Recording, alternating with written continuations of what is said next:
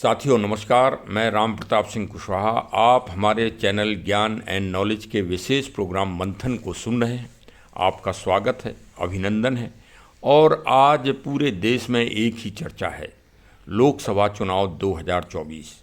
तो आखिर उसी प्रसंग पर वार्ता होगी और बड़ी ही बहुत सरलता से और बहुत ही दिव्यता और महत्वपूर्ण तथ्यों पर वार्ता चलेगी।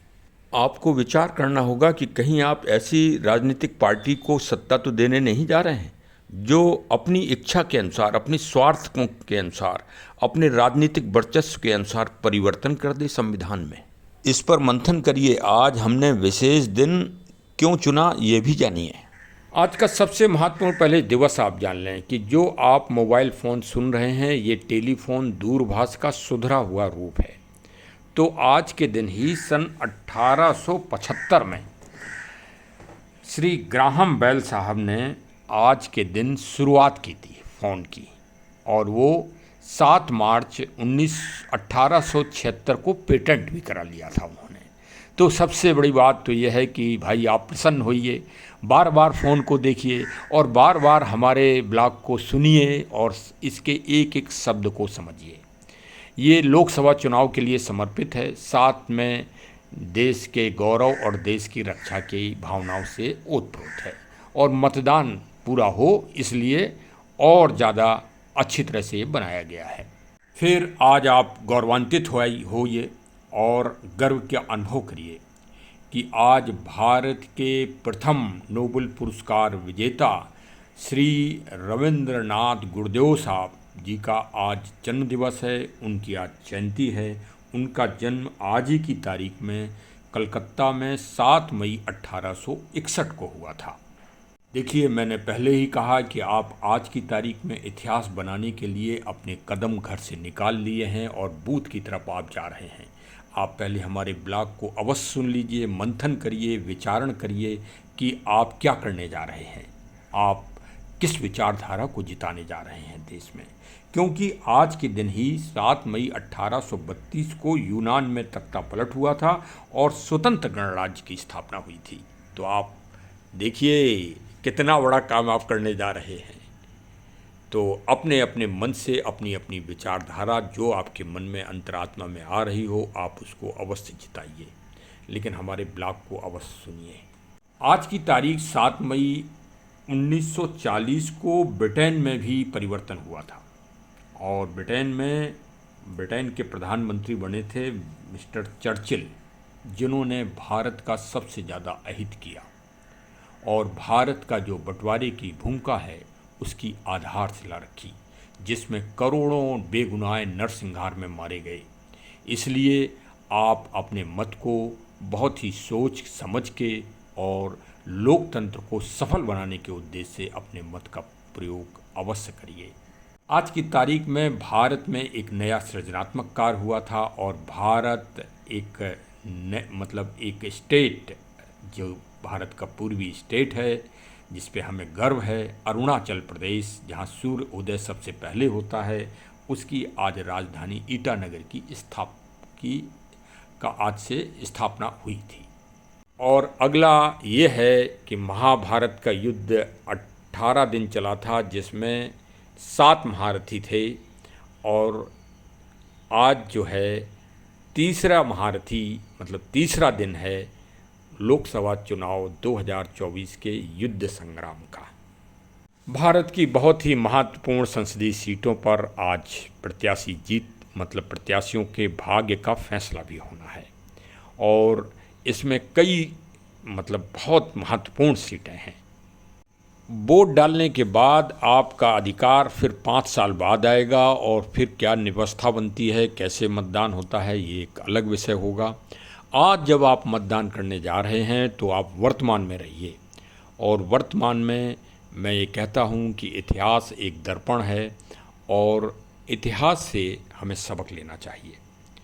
देखिए, हम सब भारत के संविधान के तहत कार्य करते हैं और भारत के संविधान ने हमें प्रदत्त पावर दिए हैं। तो भाई, इसमें राजा और रंक सभी एक समान हैं। भारत का संविधान सर्वोपरि है।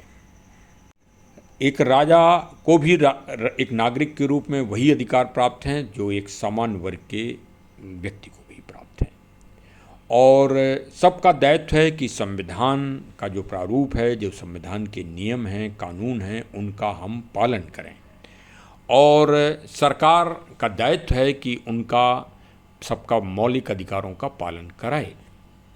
समय समय पर आवाज़ उठती है, एक मतलब पक्ष और विपक्ष में राजनीतिक पार्टियां अपने एक दूसरे के ऊपर आरोप लगाती हैं कि कोई संविधान में परिवर्तन कर देगा, संविधान को बदल देगा। तो हम आज उसी को लेकर चलते हैं, भारत के संविधान की व्यवस्था को, कि वास्तव में किसने क्या किया। क्योंकि भारत ने अब सभी राष्ट्रीय पार्टियों के, जो राष्ट्रीय पार्टियां हैं भारत में, सभी के शासनकालों को देख लिया है और समझ लिया है। अब कोई आज की तारीख में ये नहीं कह सकता कि इस पार्टी का रूल नहीं रहा। वो अभी या तो उस राष्ट्रीय लेवल पर पार्टियां हैं नहीं जो अपनी बात जनता को नहीं समझा पा रही हैं। तो जब भाई आप जनता को बात अपनी नहीं समझा पा रहे हो तो जनता आपके पक्ष में वोट क्यों करेगी, और आपको राष्ट्रीय पार्टी का दर्जा प्राप्त नहीं हो पाएगा। लेकिन जो राष्ट्रीय पार्टी के स्तर की पार्टियां थीं उन सबको मौका मिल चुका है और सबका कार्यकाल जनता देख चुकी है। कुछ लोग, ऐसा होता है कि याद नहीं रख पाते इतिहास को। मैं वही शुरू से एक गणना करके और कुछ आप लोगों को आभास दिलाना चाह रहा हूँ कि आप देश की किस विचारधारा को जिताएं जिससे देश हित हो, जिससे देश का गौरव बढ़े, जिसके देश का सम्मान बढ़े। हमारा उद्देश्य किसी भी जातीय व्यवस्था के हित की या जातीय व्यवस्था के पक्ष की बात नहीं है। हम इस मामले में विचारधारा के पक्ष को रखते हैं प्रभावी रूप से, कि देश के को मजबूत बनाने वाली विचारधारा को आप सफलतापूर्वक अपने मत दीजिए और उसको जिताइए। विषय जो आज है वो बहुत ही गंभीर है और बहुत ही मंथन और विचारणीय है। भारत में प्रिवी पर्स आपने सुना होगा, जो एक विशेष फंड राजा महाराजाओं को दिया जाता था। चूँकि भारत में अंग्रेज़ों के समय में कई स्वतंत्र रियासतें थीं और कई पराधीन रियासतें थीं, तो सबको एक तरह से अंग्रेज़ों ने ही सबका पहले मूल्यांकन कर लिया था, सबकी गणना कर ली थी और उनको स्वतंत्रता दी गई थी। क्योंकि ऐसा बीज बोया था अंग्रेज़ों ने कि कुछ रियासतों जो बॉर्डर पे थीं कि वो पाकिस्तान में मिलें कि भारत में मिलें, इसके लिए उनको स्वतंत्रता दी गई थी। लेकिन जो भारत की विचारधारा की रियासतें थीं और राजा लोग थे, महाराज लोग थे, वो भारत में मिले क्योंकि वो भारत की सनातन विचारधारा से प्रभावित थे। और जो यथार्थ है वो भाई, और जो दूसरी विचारधारा के लोग थे वो पाकिस्तान में जाके मिले। जो भारत के राजाओं में बाकायदे उन्होंने बंद पत्र दिया और भारत सरकार की, जो केंद्रीय सरकार की थी, उनकी जो शर्तें थीं, भारत के संविधान आर्टिकल्स में जो व्यवस्थाएं दी गई थीं, उनका उन्होंने सम्मान किया और सम्मान करके एक गणराज्य के रूप में भारत में सब ने विलय कर दिया और उन्होंने अपनी पूरी आस्था भारत और भारत सरकार को प्रदान की। भारत सरकार ने भी उन पर एक विशेष शर्तों के तहत उनमें आपस में पैक्ट हुआ कि हम आपकी व्यवस्था के लिए आपके जो खर्चे हैं उनको हम वहन करेंगे और उनके वहन करने के लिए हम आपको अनुबंधित रकम राशि देंगे। ये प्रिवी पर्स था सबका। राजा जयपुर, राजा हैदराबाद और जूनागढ़, जामनगर आदि जितनी भी छोटी मोटी रियासतें थीं, उन सब का अलग अलग मूल्यांकन किया गया। कई रियासतें उसमें ऐसी थीं जो 500 रुपये की थीं और कई रियासतें ऐसी थीं जो 30-30 लाख रुपए तक की थीं, इससे भी ज़्यादा का वो खर्च था। कुल मिला के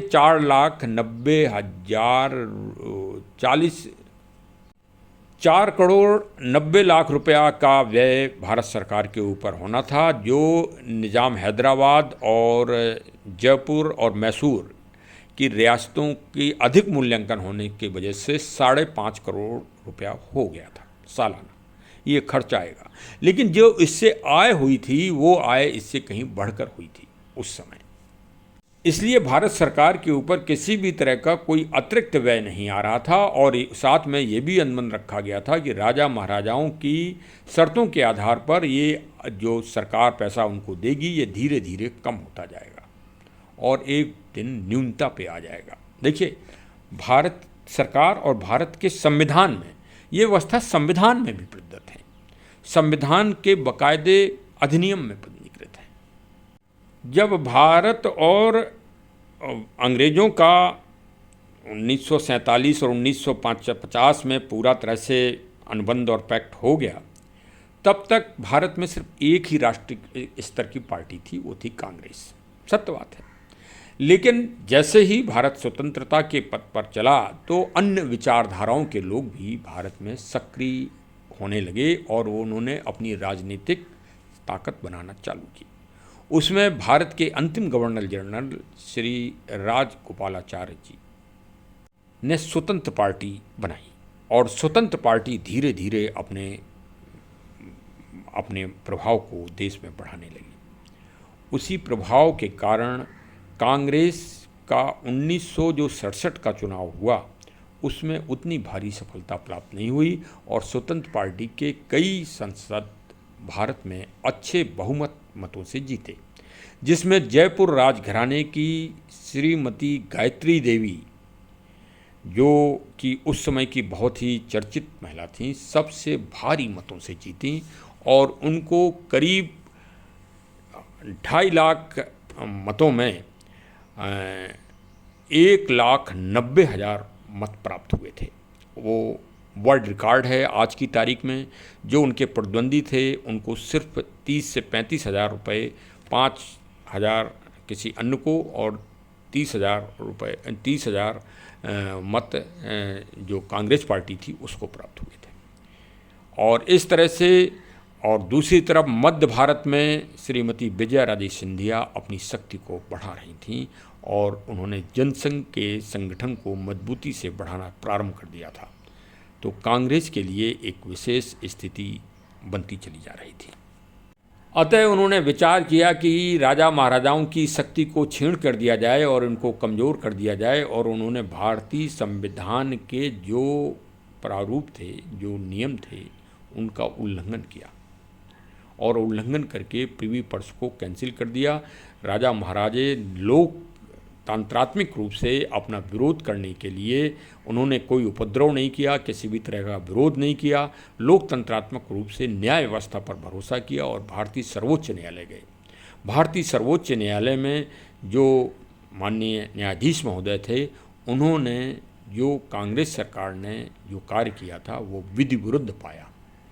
इस तरह से देखा जाए स्पष्ट रूप से तो संविधान का उल्लंघन तो उसी तारीख में जिस दिन प्रीवी पर्स को भंग किया गया था बगैर किसी विधिक अधिकार के, उस दिन संविधान को तोड़ मरोड़ दिया गया। सत्य बात तो ये है, क्योंकि राज्यसभा के द्वारा भी ये अधिनियम पारित नहीं हो सका था। उस समय कांग्रेस का बहुमत राज्यसभा में नहीं था, इस कारण वो पारित नहीं हो सका था। तथा भारतीय सर्वोच्च न्यायालय ने विधि विरुद्ध ये कार्य घोषित भी किया था।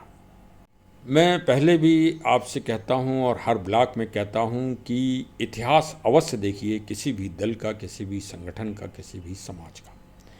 तो जिस पार्टी ने एक बार संविधान के नियमों को, कानून को भंग किया है, वो भविष्य में भी किसी भी तरह की बात कर सकता है। चूँकि वो कार्य मई में ही हुआ था, इस कारण हमें आपको आज 7 मई है और ये कार्य 1 मई से और 7 मई के बीच ही हुआ था। इस कारण मुझे इतिहास को बताना आवश्यक था। हमारा चैनल ऐतिहासिक घटनाओं पर विशेष रूप से प्रकाश डालता है। वो दौर ऐसा था कि भारत के राजा महाराजा जो कि जन सेवा में और लोकतंत्र की भावना से ओतप्रोत हो गए थे और जनता से अपना सीधा संपर्क उन्होंने बनाना प्रारंभ कर दिया था और जनता उनको पसंद कर दिया था। तभी तत्कालीन सरकार ने भारत में आपातकाल की घोषणा कर दी और साथ में उन राजा महाराजाओं को जो जनता के पक्ष में देश में आवाज़ उठाते थे तथा वह राष्ट्र प्रेमी और राष्ट्रभक्त राजनीतिक नेताओं को की गिरफ्तारी करा दी और गिरफ्तारी कराने के बाद उनके घरों में दबिश दी गई, जिसमें प्रमुख उदाहरण श्रीमती राजमाता गायत्री देवी जी का है। गायत्री जी और उनके पुत्र भवानी सिंह जी, जो कि मिलिट्री में, सैन्य विभाग में कर्नल ऐसे बहुत ही महत्वपूर्ण पद पर रह चुके थे, जिनको भारत सरकार का वीरता का पुरस्कार महावीर चक्र भी प्राप्त हुआ था।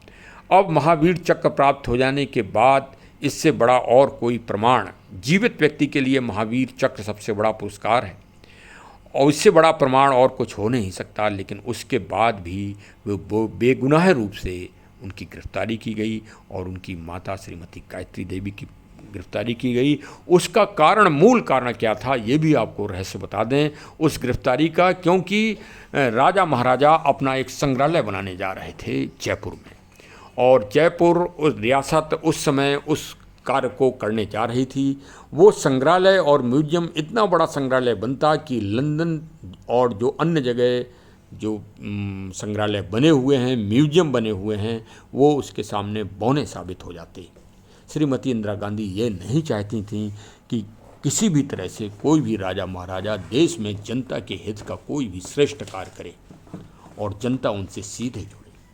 क्योंकि संग्रहालय के लिए सारे वस्त्र आभूषण प्राचीन से प्राचीन, क्योंकि जयपुर कछवाए वंश की रियासत है। शेखावत मतलब जो राजा महाराजा हैं वहाँ के, वो कछवाए वंश के हैं और उन्होंने अन्य रियासतों से अपना संपर्क करके, सभी रियासतों से संपर्क करके बहुत अच्छे सभी अलंकरण सब संग्रहित कर लिए थे।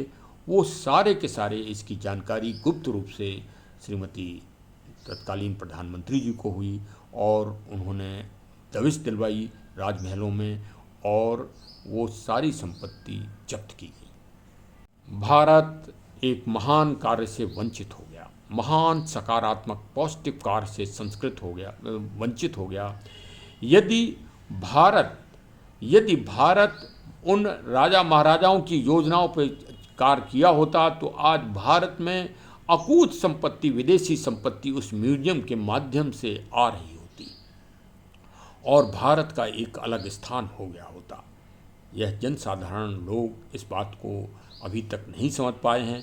अब ये रहस्य धीरे धीरे उजागर हो रहे हैं और तभी से ये हुआ कि स्वतंत्र पार्टी जो थी वो पार्टी नेस्तनाबूत हो गई, राष्ट्रीय विचारधारा का दमन हो गया, नारी शक्ति का अवमूल्यन हो गया भारत में, क्योंकि दो राजनीतिक सेवक, मतलब जो जनता की सेवा कर रहे थे, श्रीमती गायत्री देवी, विजय राजे सिंधिया जी, ये सब जेल में डाल के इनको तन्हाई में रखा गया और बड़े कष्ट दिए गए जानबूझकर। इनके मनोबल को तोड़ा गया, इनके जो छवि को धूमिल किया गया और साथ में सैन्य विभाग के अधिकारी श्री भवानी सिंह जी की छवि को धूमिल किया गया। उसी में जो राजपूत, छत्री, सिंह के जो विचारधारा के देश प्रेमी थे, उनको आरोपित करके और उनकी छवि और मनोबल को तोड़ दिया गया एक तरह से। ये आज भी यही हो रहा है। अभी विगत दिनों इसी दल के युवा सांसद महोदय ने अभी कहा है कि राजा महाराजा भारत के बहुत ही उद्दंड हैं और कोई परिवर्तन उनकी विचारधारा में आज तक नहीं हुआ है। सत्ता हमारी आएगी तो हम राजा महाराजाओं के विरुद्ध कार्रवाई करेंगे। ये अभी रायबरेली में नामांकन होने से पहले ये उन्होंने उद्घोषणा की है। अब राजा महाराजाओं का एक कृत्य हम आपको से गौरव, जिनसे आपको अनुभूति प्राप्त होगी। अभी हाल में रूस और यूक्रेन युद्ध चल रहा है। एक बात आपको और बताना भूल गए कि आज के दिन ही सन 1999 व 2000 में श्री व्लादिमीर पुतिन साहब रूस के राष्ट्रपति बने थे। हाँ, रूस और यूक्रेन युद्ध चल रहा है तो उसमें जो भारतीय छात्र फंस गए थे उनको निकलना था वहाँ से, यूक्रेन से और रसा से। तो चारों तरफ के देशों से संपर्क किया गया तो उसमें सबसे पहले पोलैंड देश ने भारतीयों के लिए अपने दरवाजे खोल दिए और उनका विशेष रूप से विशेष सत्कार किया। एक तरह से उनको राज की सम्मान दिया, जैसा बोओगे वैसा पाओगे। हमारे सेकंड वर्ल्ड वार के बाद जामनगर के महाराजा श्री दिग्विजय सिंह साहब ने पोलैंड के नागरिकों को, जिनमें बच्चे, महिलाएं, पीड़ित पुरुष, लंगड़े, विकलांग पुरुष थे और जिनको पूरी दुनिया में किसी राष्ट्र ने शरण नहीं दी थी, भारत ने भी शरण नहीं दी थी, क्योंकि भारत गुलाम था, अंग्रेज़ों का शासन चल रहा था। तब जामनगर के राजा साहब ने उनको अपने इधर अपना नागरिक घोषित किया था और राजकीय सम्मान घोषित किया था। इसीलिए पोलैंड के संसद में सर्वप्रथम जब कार्रवाई होती है तो हमारे आपके इधर तो शायद किसी राजा महाराजा का नाम ना लिया जाता हो, लेकिन पोलैंड की संसद में सबसे पहले राजा दिग्विजय सिंह साहब की वंदना होती है और प्रार्थना होती है। तब प्रत्येक भारतीय का गर्व सीने से चौड़ा हो जाता है। क्योंकि आज आपको जागरूक इसलिए भी करना था कि आज विश्व एथलेटिक दिवस है, जो 1996 में घोषित हुआ है। तो भाई आज तेज़ दौड़िए, तेज़ भागिए, तेज़ कूदिए और तेज़ दिखाइए और भारत को दुनिया का सबसे बड़ा लोकतंत्र सिद्ध कर दीजिए आज 100% मतदान करके। और उसी के साथ आज हमारे चैनल को भी सब्सक्राइब कर लीजिए और मिलने जुलने वालों को फॉरवर्ड कर दीजिए। देश को जानिए, देश की विचारधारा को जानिए और देश को समझिए। विशेषकर भारत के युवा और भारत के नवयुवकों को अवश्य अपने इतिहास को समझना चाहिए, मंथन करना चाहिए, चिंतन करना चाहिए और देश की समृद्धि के लिए एक धारणा बनाना चाहिए। आज जो प्रगति आप देख रहे हैं, भारत की परिवर्तित प्रगति, उसमें सरकारों का योगदान तो होगा निसंदेह, लेकिन सब कर्णधार अगर कोई है तो भारत का युवा है, जिसका एक भारत के छोटे से गांव से लेके और दुनिया की सबसे बड़ी राजधानियों, सबसे बड़े नगरों में, सबसे बड़ी बड़ी कंपनियों में, बहुराष्ट्रीय कंपनियों में आज भारत का डंका पीटा जा रहा है। भारतीय सिरमौर हो गए हैं। अर्थ जगत में भी सिरमौर होना है, लोकतंत्र में भी सिरमौर होना है, तब भारत महागुरु बनेगा। अध्यात्म के क्षेत्र में भी सिरमौर होना है। अध्यात्म में देखिए 22 जनवरी 2022 को प्रभु रामलला जी 5 वर्ष के बालक के रूप में स्थापित हो गए। मैं बार बार प्रश्न करता हूँ बुद्धिजीवियों से कि हमको आप ये बताइए कि भगवान रामलला जी के विग्रह की उम्र 5 वर्ष के बालक के रूप में ही क्यों रखी गई। इस विचारधारा को जिस दिन दुनिया जान जाएगी, जिस दिन देश जान जाएगा, जिस दिन हमारे और हमारे बच्चे जान जाएंगे, भारत की तकदीर, भारत का भविष्य बदल जाएगा और नया सृजनात्मक, सकारात्मक और पॉजिटिविटी माहौल होगा इस देश का। न यहाँ पे कोई जाति होगी, न कोई सांप्रदायिक विवाद होंगे और एक धारा बहेगी राष्ट्र प्रेम की, देश प्रेम की और अहिंसा परमो धर्म की। तो चलिए संकल्प ले लीजिए आज से ही। 7 तारीख विजय दिवस होता है, तो विजय के पथ पर चल दिए और लोकतंत्र को जिताइए। जिसको आपको वोट देना हो उसको दीजिए, आप स्वतंत्र हैं, मालिक हैं। और लेकिन अब भाई हमारे चैनल की बटन ज़रूर दबा दीजिए, वोट बाद में डालने जाइए। हाँ, बेल आइकन की बटन दबा दीजिए, जिससे हमारे नोटिफिकेशन आपको तुरंत मिले। हमारी चर्चा कुछ अलग हटके होती है, वो राष्ट्रीय चैनल वाली नकल नहीं होती। हम तो स्वतंत्र प्रभार वाले हैं मंत्री। हाँ भाई, तो हम ही वीडियो बनाते हैं भाई और हम ही संकलन करते हैं। तो और कहीं अगर कोई त्रुटि हो जाए तो भाई माफ़ करिए। हाँ, वो तो मैं कबीरदास जी की दोहा कह चुका हूँ और हमारा उद्देश्य नहीं है। हमारा उद्देश्य यही है कि यथार्थ सभी लोग जानें, यथार्थ चिंतन करें, यथार्थ मनन करें और देश को सफल बनाएं। जय हिंद, जय हिंद, जय हिंद।